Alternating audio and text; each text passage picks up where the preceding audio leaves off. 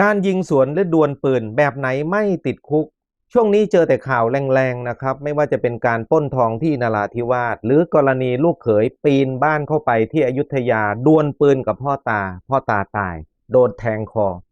ตรงนี้ถือว่าเป็นข่าวที่หลายคนฟังแล้วแบบตกใจนะช่วงนี้ทำไมใช้อาวุธปืนกันเยอะเหลือเกินทีนี้บรรดาผู้ใช้ปืนก็ควรต้องรู้หลักนะครับการที่จะนำปืนไปยิงหรือยิงสวนตรงนี้นะหลักกฎหมายมีการกำหนดไว้ค่อนข้างชัดเจนว่ายิงแบบไหนถึงจะไม่ติดคุกพฤติการอย่างไงที่ยิงไปแล้วกฎหมายถึงจะไม่เอาโทษและระยะเวลาในการที่จะยิงได้สับไกลได้มันต้องระยะเวลาช่วงไหนยังไงนะฮะ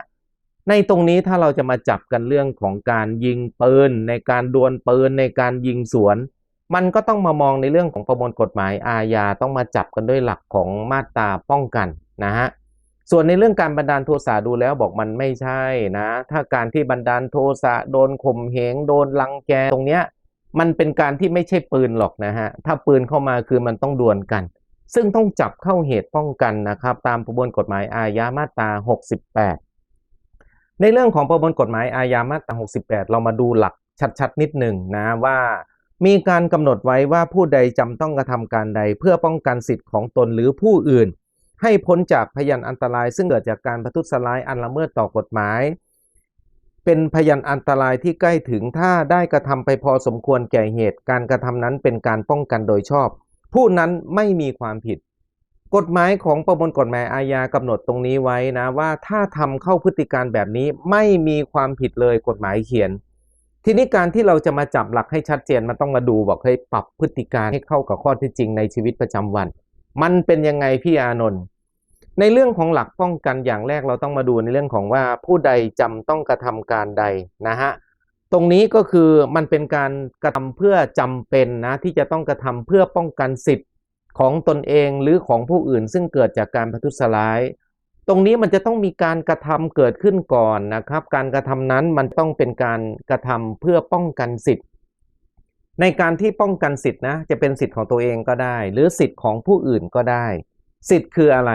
สิทธิ์ในร่างกายชีวิตทรัพย์สินเสรีภาพชื่อเสียงนะถ้าเขามีการละเมิดมาชิงทรัพย์เราจะมาทำร้ายเรามาการบุกรุกเรามาด่าเรามาเล่นชู้เมียเราถือว่าเป็นการป้องกันสิทธิ์ของเราก็ได้ของเพื่อนบ้านก็ได้นะไปเล่นชู้เพื่อนบ้านบุกรุกเข้ามาอย่างเงี้ยแต่สิทธิ์ต้องเป็นสิทธิ์ที่เราสามารถป้องกันได้แต่ถ้าเป็นเมียเพื่อนบ้านบอกเฮ้ยมันไม่ได้เกี่ยวกับเราแต่ในการที่บุกเข้ามาในบ้านเพื่อนบ้านหรือเข้ามาจะทำร้ายหรือลักทรัพย์เหล่านี้เราสามารถใช้อ้างสิทธิ์ในการป้องกันตัวนี้ได้เหมือนกันทีนี้ในส่วนของการที่จะอ้างได้มันต้องมีการกระทำอันละเมิดต่อกฎหมายนะครับตรงนี้หมายถึงว่าในส่วนของการที่เขาเข้ามามันจะต้องมีการกระทำผิดกฎหมายเป็นการมาบุกรุกบ้านเรามาเล่นชู้เมียเรานะฮะมาด่าเราจะมาทำร้ายเรานะแต่ถ้าเราเป็นฝ่ายกระทำผิดกฎหมายซะเองตรงนี้มันไม่ได้นะจะไปอ้างเหตุป้องกันไม่ได้ซึ่งในการที่เราจะอ้างเหตุประทุษร้ายอันละเมิดต่อกฎหมายคือต้องเป็นฝ่ายเขานะกฎหมายจับหลักไว้ว่าหนึ่งคุณจะต้องไม่มีการเป็นผู้ก่อให้เกิดขึ้นไปด่าเขาเข้ามาตีเรายิงสวนไม่ได้เขามาจะทำร้ายเราแล้วเราไปทำร้ายโต้ตอบมันเป็นสมัครใจทะเลาะวิวาทตัวนี้ก็อ้างเหตุป้องกันไม่ได้หรือกรณีเราเป็นฝ่ายกระทำกฎหมายผิดกฎหมายซะเองนะปีนเข้าไปในบ้านเขาจะยิงเรายิงสวนบอกเฮ้ยอ้างไม่ได้นะหรือเราเป็นฝ่ายบอกให้ไปเล่นชู้เมียเขาจับได้เขาจะยิงเรายิงสวนอ้างป้องกันไม่ได้นะฮะมันต้องเป็นการป้องกันสิทธิ์อันละเมิดต่อกฎหมายนะครับสิทธิ์ในชีวิตร่างกายสิทธิ์ในทรัพย์สินสิทธิ์ตามคดีแพ่งและคดีอาญาได้สิทธิ์ในฐานะเป็นสามีสิทธิ์ในฐานะเป็นผู้ถูกกระทำเหล่านี้โดนปีนบ้านโดนทำร้ายโดนด่าพ่อด่าแม่ตรงนี้นะฮะแต่ในการกระทำนั้นนะครับตรงนี้มันก็จะต้องเป็นการกระทำที่ไม่เกินกว่าเหตุด้วยซึ่งในเรื่องของการไม่เกินกว่าเหตุปกติปืนกับปืนบอกเฮ้ยมันไม่เกินแน่แต่ถ้าเรามีปืนไปยิงคนที่ถือมีดไปยิงคนที่ถือไม้ตรงนี้มันอาจจะเกินกว่าเหตุเพราะมันไม่ได้ถึงขนาดว่าเขาจะมายิงเราได้หรือฆ่าเราได้ทันทีแต่เรามีปืนอาวุธร้ายแรงยิงเปี้ยงเขาตายศาลอาจจะมองว่าเขาถือไม้มาเรายิงอาจจะเกินกว่าเหตุนะครับ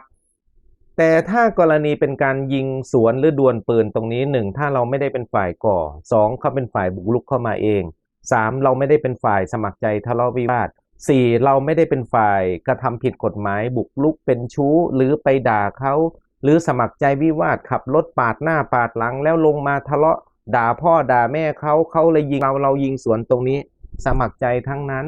คุณจะไปเหนี่ยวไกปืนไม่ได้นะแต่ถ้ากรณีว่าเขาเป็นฝ่ายกระทำละเมิดต่อกฎหมายตรงนี้โอเคนะซึ่งในการที่เรามีสิทธิ์ที่จะป้องกันมันไม่เกินกว่าเหตุปืนกับปืนเราไม่ยิงมันเหนี่ยวเราก่อนเราตายบอกเลยมันไม่มีเกินกว่าเหตุหรอกครับถ้าในเรื่องปืนกับปืนนะแต่ถ้ากรณีว่ากระทำไปโดยที่ว่าเกินกว่าเหตุก็จะเป็นประเภทว่าในเรื่องของปืนกับไม้กับมีดทีนี้ระยะเวลาในการที่จะยิงได้ตรงนี้ก็คือถ้าเราเห็นปืนและเขามีปืนการที่จะยิงมันจังหวะอยู่ว่าถ้ามองเห็นเขาอาจจะยิงเราได้ตรงนี้จะถือว่าเราสามารถสับไกได้ทันทีถ้าเห็นปืนเขาถ้าเขาเข้ามาในบ้านถือปืนเข้ามาลักษณะตะคุมจะยิงปืนตรงนี้เรายิงได้ทันทีนะฮะไม่เป็นการกระทำเกินกว่าเหตุนะฮะไม่เป็นการป้องกันเกินกว่าเหตุแน่นอนแล้วการยิงกี่นัดถึงไม่เกินกว่าเหตุปืนกับปืนนะฮะยังไงไม่เกินกว่าเหตุอยู่แล้วยิงมาเรายิงสวนนะครับตรงนี้ก็ต้องถือว่าในส่วนของการที่เขามีปืนเรามีปืนเราไม่ได้เป็นฝ่ายก่อให้เกิดเมื่อมีเหตุการณ์ยิงได้ทันทีห้ามสมัครใจห้ามก่อให้เกิดทีนี้พอเข้าใจแล้วเนาะว่าการใช้ปืนในการป้องกันการใช้ปืนในการดวลปืนการใช้ปืนในการยิงสวนแบบไหนถึงไม่มีความผิดลองยกเหตุการณ์สิร้านทองเยาวราชบุกมาในห้างถืออาวุธปืนถามว่าคุณมีสิทธิ์ป้องกันไหมมีสิทธิ์ยิงไหมเข้าใจใช่ไหมสามารถยิงได้ทันทีเพราะป้องกันสิทธิ์ตัวเราหรือป้องกันสิทธิ์ในส่วนของร้านทองหรือประชาชนที่เขากำลังจะมาปล้นเขาจะยิงเรายิงสวนได้เลยทีนี้ในเรื่องของพ่อตาลูกเขยที่อยุธยาลูกเขยปีนเข้าไปนะฮะไปง้อเมียขู่จะทำร้ายเมียพ่อตาลงมายิงเห็นปืนยิงเปี้ยงปั้งต่างฝ่ายต่างมีปืนตรงนี้ถามว่าพ่อตาตายถามว่าลูกเขยอ้างเหตุป้องกันได้ไหม